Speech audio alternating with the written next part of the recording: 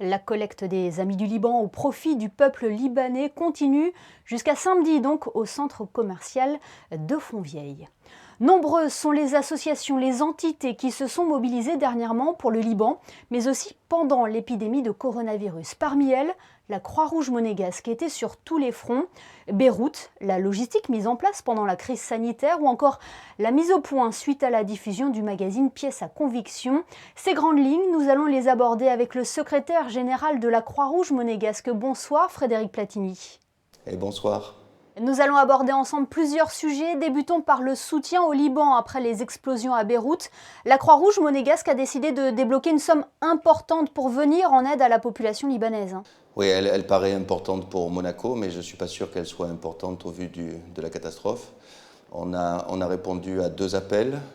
Un appel de la fédération de 20 millions d'euros, on a donné 50 000 euros, et un appel de la Croix-Rouge libanaise de 19 millions de dollars, et on y a répondu aussi avec 50 000 dollars. Donc, juste pour nous, c'était l'expression de notre solidarité, très clairement, avec les moyens de la Croix-Rouge monégasque, mais je vais rapidement voir avec le comité exécutif si on peut augmenter, je dirais, les sommes qui ont été mises en jeu.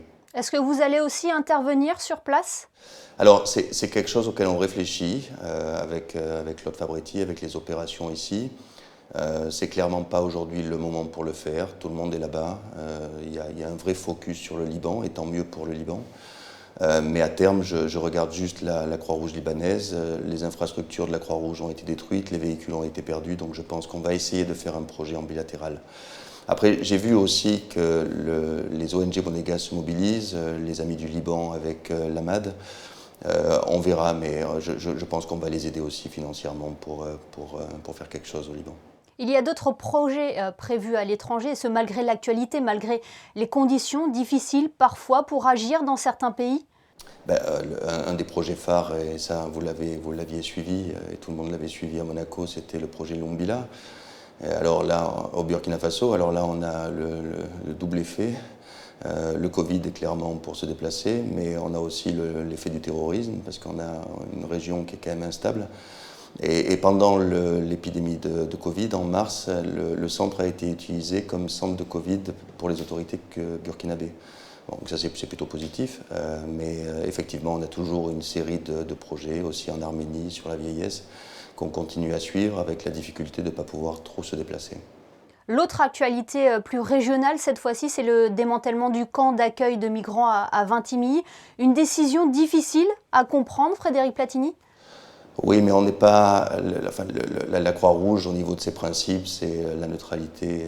Donc on n'a pas, nous, à juger une décision politique ni à la commenter. On peut juste voir les effets pour les populations dont on prenait charge, et les effets dévastateurs d'une décision politique, mais on n'est pas là pour la juger. La Croix-Rouge monégasque a été sur tous les fronts pendant cette crise du coronavirus. Comment elle a su s'adapter à la situation ? Bon, déjà, on a une population, alors on a des employés, on a une soixantaine d'employés, on a 500, 600 bénévoles, et on a des gens qui naturellement veulent aider. Alors déjà, ça pose un bon principe. Et c'est des gens qui se forment toute l'année pour aider, et dès qu'il y a une catastrophe, c'est toujours les premiers, mais pas qu'à Monaco, hein, je veux dire, c'est le mouvement de la Croix-Rouge qui veut ça. Vous voyez, aujourd'hui à Beyrouth, c'est le cas, quand il y a eu les attentats au Bataclan, c'était le cas. Donc c'est un mouvement qui est humain, qui est pro-humain. Il y a eu un énorme travail logistique sur le terrain qui a été effectué parce que vous avez participé à la campagne de test, vous avez poursuivi également certaines actions comme le soutien à domicile. Oui, on a fait tout ça, mais de notre côté, ce dont on ne parle pas, c'est tout ce qu'on n'a plus fait.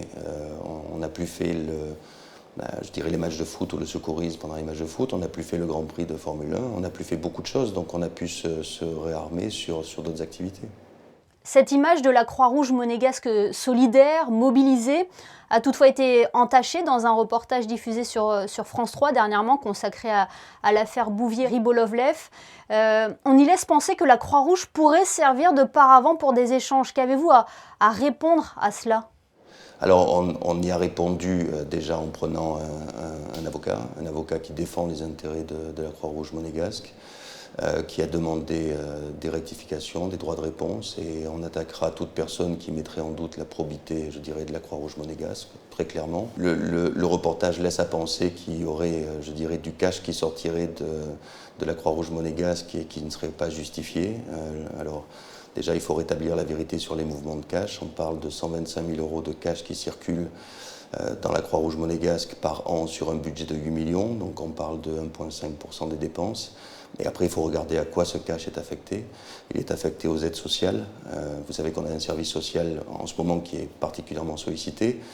Et quand les gens viennent au service social, des fois, ils n'ont plus de compte en banque, ils sont interdits bancaires. Donc, je veux bien continuer à faire des virements bancaires, mais si ça ne sert à rien, il vaut mieux donner du cash. On a aussi des sorties en espèces pour les secouristes, enfin en tout cas pour tous les bénévoles qui sont sur les postes de secours, parce qu'on ne les nourrit pas. Donc on leur donne des tickets repas de 25 € pour 4 heures de présence. Et on a aussi crèche-garderie où quand on a besoin d'aller acheter des couches ou quand on a besoin d'aller acheter des choses, les filles de la crèche ont du cash. Donc on parle de quelque chose de minime, mais la vraie question sur le cash, c'est est-ce que le cash est justifié ? Et on a un justificatif pour le moindre euro de dépense, pour le moindre timbre qui sort de la Croix-Rouge. On a un commissaire aux comptes, on a un vérificateur des finances. Donc on ne se laissera pas juste salir par des rumeurs qui n'ont pas lieu d'être. Merci beaucoup Frédéric Platini d'avoir été avec nous. Merci.